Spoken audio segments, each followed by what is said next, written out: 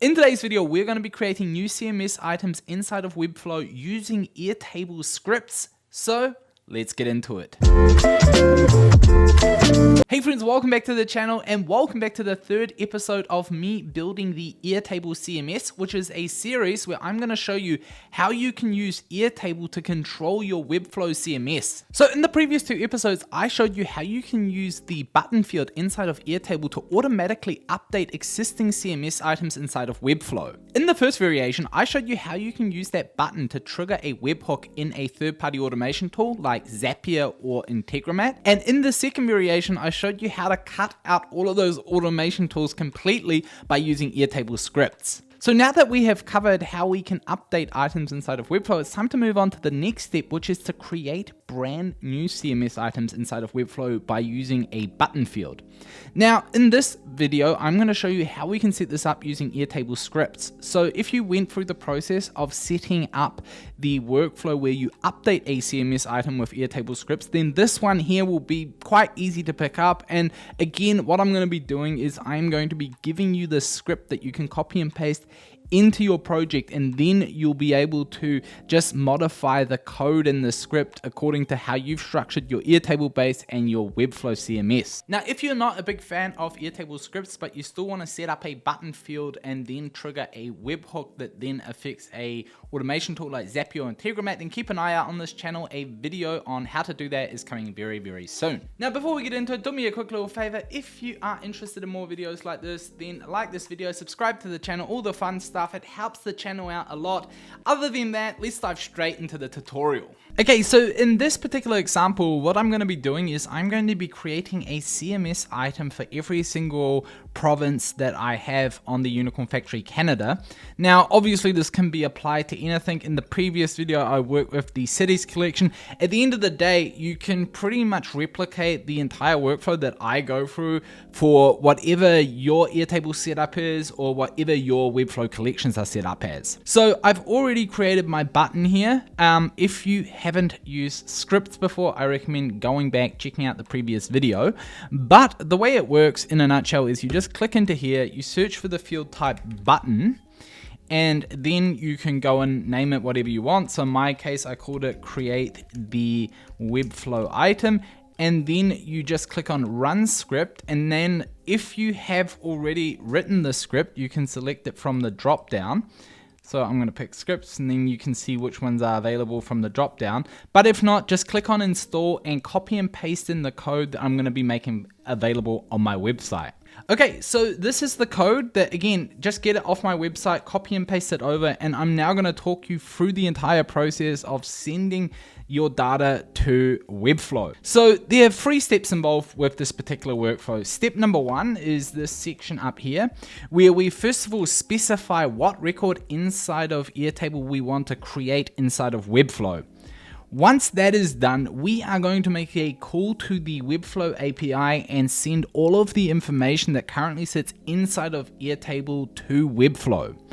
And then, most importantly, once that is done, we also want to update this record that we have selected here with the ID, so the Webflow item ID that we received when the Webflow item was created, the slug, and we also want to update the status of that particular record to live. So again, you don't need to worry too much about the code. It's all there for you. What you are going to have to do is you're going to have to start off by modifying the name of your table.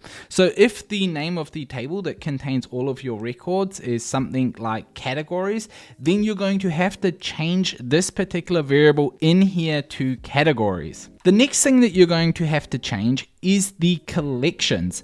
Now, if you jump into Webflow and you go to your collection settings, you will find the collection ID at the very, very top. And what you're going to need to do is copy and paste it over and paste it into where it's highlighted right now. Now, once that is done, we have to specify what fields we actually want to update inside of Webflow. So you can see that inside of my collection for the provinces, I have 5 fields: the name, the slug, the Airtable ID, the page title, and the page description.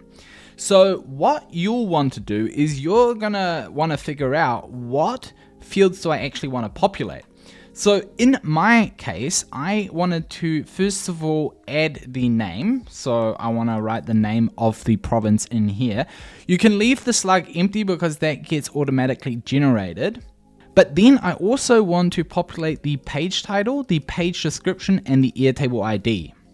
So those are these remaining fields here. Now, a requirement that the Webflow API has for creating new CMS items is to also include archive files and draft files, which are two settings that basically affect whether or not an item is published immediately or whether it's in draft mode or archived. So just leave these two things as it is. One quick note, whenever you click the button, the item will automatically be published on your website because it contains this URL parameter, which is $lives equals true. But if you don't want your CMS item to automatically be published, then just remove this part from the URL. Of course, add your bearer token in order to basically tell Webflow that you are the rightful owner of your website. I have not posted mine in here for obvious reasons. And then what we want to do is we want to wrap up this workflow by updating the record that we received here when we click the button, the slug that is automatically generated, and we also want to change the status of our record from backlog to live. So I'm going to now paste in my API key, and then we are going to run the workflow and we'll see what happens. Okay, so welcome back. So now I have my page title, my page description, but we can see now that the Webflow item ID is empty, the slug is empty. So if I'm ready now to send this information to Webflow, then all I need to do is click on create Webflow item. So we're going to do this for Nova Scotia. The script will run, and now you'll see that Nova Scotia disappeared. Now, if I change the grid view and I head on over to my Nova Scotia record, we can now see that the status has changed to live. I've got a Webflow item ID, and I also have a slug. Now, what we'll want to do is, you can see right now, I don't have Nova Scotia in here, but if I hit the refresh button, we can see that it has been added, it has been published, and it has been populated with all of the different fields that I specified inside of Airtable. And just like that, you can create new CMS items by just creating and clicking a button inside of Airtable. And so just like that, you can now start creating CMS items from inside of Webflow without having to use tools like Zapier or Integromat. Now, obviously, a real big perk of using Airtable in this situations is that you can use things like formulas to basically create page titles or page descriptions based on variables that are already sitting inside of your Airtable base. So it's a huge time saver, and it makes the entire process of working with data inside of Airtable and Webflow a lot easier. Now, I hope you enjoyed this video. If you did, please leave a like on this video. Other than that, thank you so much for watching the entire video, and I'll see you back here for the next one.